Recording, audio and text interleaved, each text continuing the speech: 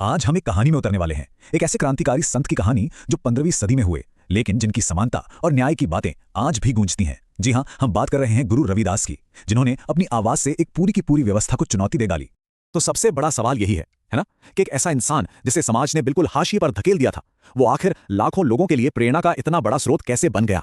चलिए इसी असाधारण सफर को समझते हैं और उनके असर की गहराई का अंदाजा लगाना है ना, तो बस इस एक बात से लगा लीजिए कि उनके शब्द, उनकी पवित्र वाणी सिखों के सबसे पूजनीय ग्रंथ गुरु ग्रंथ साहिब का एक अटूट हिस्सा है। सोचिए ये कितना बड़ा सम्मान है, ये उनके आध्यात्मिक कद के बारे में बहुत कुछ कहता है।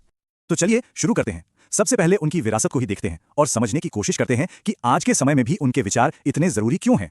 देखिए, उनकी विरासत कोई पुरानी किताबों में दबी हुई चीज नहीं है, ये आज भी जिंदा है, धड़कती हुई। हर साल लाखों लोग रविदास जयंती पर जमा होते हैं। पूरी दुनिया में फैला एक रविदासिया समुदाय है जो उनकी बातों पर चलता है।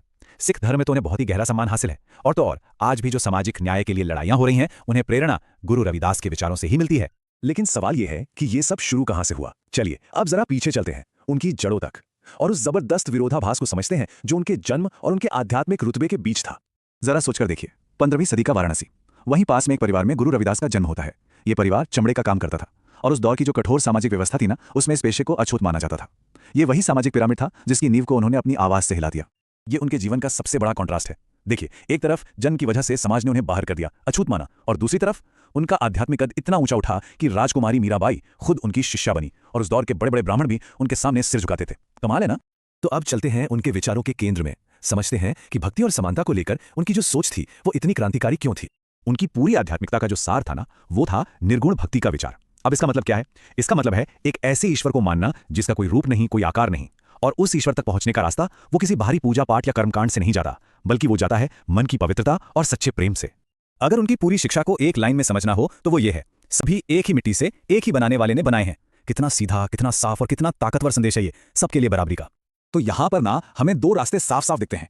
एक तरफ था समाज जो कहता था कि आपकी जाति क्या है, आप कौन से कर्मकांड करते हो, वो जरूरी है, और दूसरी तरफ थे गुरु रविदास जो कह रहे थे कि नहीं, असली चीज है मन की पवित्रता और ईश्वर के साथ आपका सीधा कनेक्शन। और जो धार्मिक दिखावा होता था ना, उस पर उन्होंने बहुत तीखा कटाक्ष किया है। उनका एक पद है जो सब कुछ कह देता है। वो कहते थे कि बाहर से साफ सुथरे दिखने का क्या फायदा अगर मन तो गंदगी से भरा हुआ है। लेकिन गुरु रविदास के विचार सिर्फ किसी एक इंसान की मुक्ति तक ही सीमित नहीं थे। नहीं, उन्होंने एक पूरे समाज का सपना देखा था, एक बेहतर समाज का। तो चलिए अब उनके उस सपने को जानते हैं। और इस सपनों की दुनिया को उन्होंने एक बहुत ही खूबसूरत नाम दिया था, बेगमपुरा, मतलब बिना गम का शहर। एक ऐसी जगह जहां कोई दुख न हो। ये एक न्याय और बराबरी पर टिकी दुनिया का उनका ब्लूप्रिंट था। तो कैसा था ये बेगमपुरा? सोचिए, एक ऐसी जगह जहां कोई दुख दर्द नहीं है, कोई टैक्स नहीं देना पड़ता, किसी के पास जरूरत से ज्यादा निजी संपत्ति नहीं है, और सबसे बड़ी बात, वहां कोई जात पात नहीं, कोई ऊंच नीच नहीं, कोई अन्याय नहीं, हर कोई बराबर है। ये सिर्फ एक सपना नहीं था, ये उस वक्त की व्यवस्था को दी गई एक सीधी